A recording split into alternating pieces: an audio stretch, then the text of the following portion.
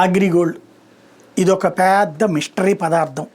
వాస్తవంగా వందలు వేల కోట్ల రూపాయల ఆస్తులు ఉన్నాయి, కానీ నిర్వహించుకోవడం చేతకాక వదిలేశారు. రాజకీయ జోక్యంతో నాశనం అయ్యారు.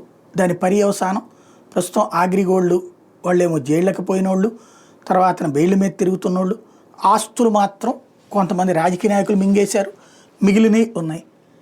ప్రజలకు సంబంధించిన డబ్బులు ఆ మధ్య జగన్మోహన్ రెడ్డి ఇస్తానని చెప్పి పాదయాత్ర సందర్భంగా హామీ ఇచ్చి ఆ తర్వాత 10,000 రూపాయల వాళ్ళకి ముందు ఇచ్చాడు, 20,000 వాళ్ళకి కొంత ఇచ్చాడు.